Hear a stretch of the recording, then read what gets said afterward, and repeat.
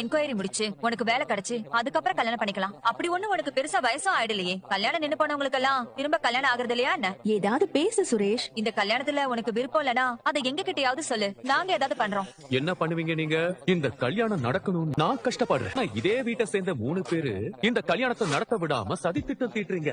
சபாஷ், நல்லா இருக்கு, ரொம்ப நல்லா இருக்கு. சதி திட்டம்லாம் தீட்டலங்க, இவன் நல்லா இருக்கணுமேங்கிற ஒரு அக்கறை தான். ஓ, அந்த அக்கறை எனக்கு இல்லையா? ஆத்த பொண்ணு நல்ல பொண்ணு இல்லன்னு சொல்லல. ஆனா அந்த பொண்ணுக்கும் சுரேஷுக்கும் ஒருத்தர் பிடிக்காது. பிடிக்காதவங்களை கல்யாணம் பண்ணிக்கிட்டு எப்படி சந்தோஷமா வாழும் அதை யோசிக்க வேண்டாம். ஒரு தடவை தப்பு நடந்து போச்சு, அதை சரி பண்றோன்னு மேல மேல தப்பு பண்ண வேணாம்.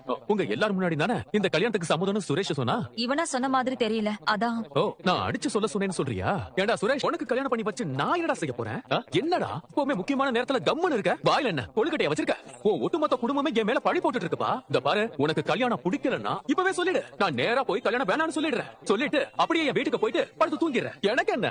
எனக்கு விருப்பம் இல்லைன்னு நான் சொல்லவே இவங்க தான் திரும்ப திரும்ப கேட்டுக்கிட்டே இருக்காங்க. உன் மூஞ்சி அப்படி இருக்குடா. எங்க பொண்டாட்டி மேடம், இவனுக்கு ஒரு பொண்ணோட நிச்சயமா இருக்கு. அதே பொண்ணோட ரிசப்ஷனும் நடந்திருக்கு. அந்த பொண்ணு பேர்ல ராப்பகல் பார்க்காம மணிக்கணக்கா அந்த பொண்ணு கிட்ட பேசியிருக்கான். அப்படிப்பட்ட ஒரு கல்யாணம் நின்னு போச்சு. அப்ப அவனுக்கு அந்த வலி இருக்குமா இருக்காதா?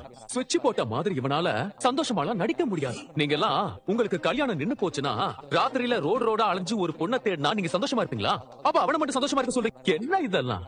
அண்ணே, அண்ணி, அக்கா எல்லாருக்கும் நான் சொல்றேன், எனக்கு அந்த பொண்ணு மேல கோவம் இருக்குதா. அதுக்காக கல்யாணம் பண்ணிக்கிட்டு சண்டை போட போறேன்னு அர்த்தம் இல்ல. அவளை கல்யாணம் பண்ணிக்கிட்டா எனக்கு வேலையும் கிடைக்கும். அவ படிச்சிருக்கா, வேலை பாக்குறதுக்கு. ஒரே நாள்ல எல்லாம் நடந்ததுல கொஞ்சம் ஷாக் ஆயிடுச்சு, அவ்வளவுதான். என்னை பத்தி கவலைப்படுறதை விட்டுட்டு எல்லாரும் போய் தூங்குங்க ப்ளீஸ். ஏய் மச்சான், நான் பாத்துக்கிறேன்டா. இந்த ஓவர் கேரிங் டிராமா பண்ற குரூப்ப முதல்ல இடத்த காலி. ஒரு வேலைக்கும் ஆக மாட்டாங்க. எத்தனை டவுட் ஆத்தாடி. இடத்த காலி பண்ண சொல்றா.